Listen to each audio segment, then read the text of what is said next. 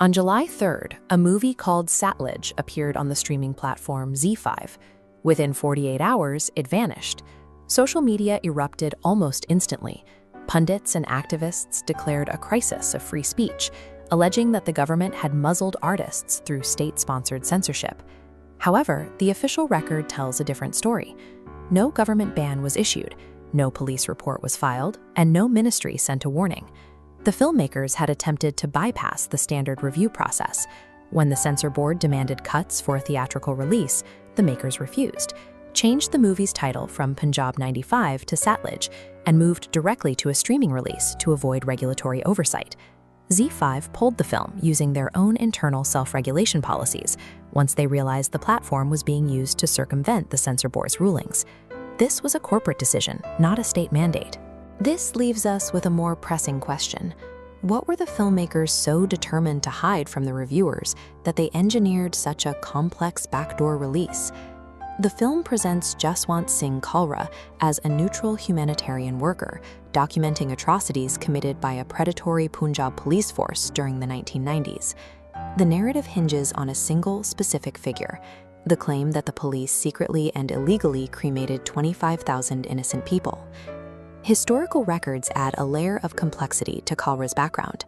He served as the General Secretary for the Human Rights Wing of the Shiromani Akali Dal and delivered documented speeches expressing support for the Khalistani separatist movement. This chart compares the film's central claim with the findings of the official Central Bureau of Investigation probe. While the movie cites 25,000 deaths, the CBI confirmed 2,097 illegal cremations in the Amritsar district. Even at 2,097, this represents a horrific abuse of state power. The gravity of this reality resulted in 6 police officers being convicted and sentenced to life in prison.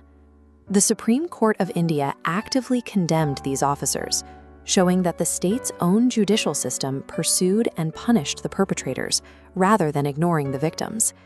Distorting a verified death toll by a factor of 12 moves a project far beyond the boundaries of aggressive activism. This level of statistical inflation suggests the creators are less interested in history than they are in manufacturing a specific, highly charged narrative. The film utilizes a technique known as the cropped frame. By focusing only on police misconduct, the director avoids depicting the extreme violence that led to the militarization of Punjab in the first place. Between the 1980s and the mid-90s, the total death toll from the Punjab militancy exceeded 21,400 people. This chart breaks down those casualties. Over 11,700 of the dead were ordinary civilians murdered by Khalistani militants, a group the film omits entirely. These records show that 4,500 Hindus were selectively pulled from buses and executed for their religious identity. The Punjab police also suffered, losing 1,700 officers. This sustained violence drove commanders like KPS Gill to adopt the aggressive tactics the film critiques. Militants also targeted the state's leadership, assassinating peace-seeking politicians and eventually killing Chief Minister Jaswant Singh in a 1995 suicide bombing. The film ignores these victims. In the sequence depicting that suicide bombing, the director chooses to play sacred, heroic hymns in the background, effectively framing the assassin as a martyr. Erasing 11,000 murdered civilians while setting a suicide bombing to sacred music reveals the film's true intent. This weaponization of silence turns a historical tragedy into a manual for modern grievance. A half-truth is more effective than a total lie. By grounding the movie in a small sliver of real police misconduct, the filmmakers make their much larger omissions easier for a sympathetic audience to defend. This media ecosystem remains silent on systemic human rights abuses in Balochistan or Pakistan-occupied Kashmir because those victims do not serve an anti-India narrative. In a healthy society, filmmakers must have the right to challenge the government and create art that makes us uncomfortable. However, freedom of expression is a two-way street.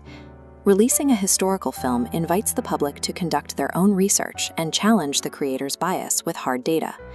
Attempting to ban Satluj would only grant it an unearned status as a forbidden truth. True accountability comes from exposure, inviting the viewer to look past the director's cropped frame to see the complete, unedited picture of history.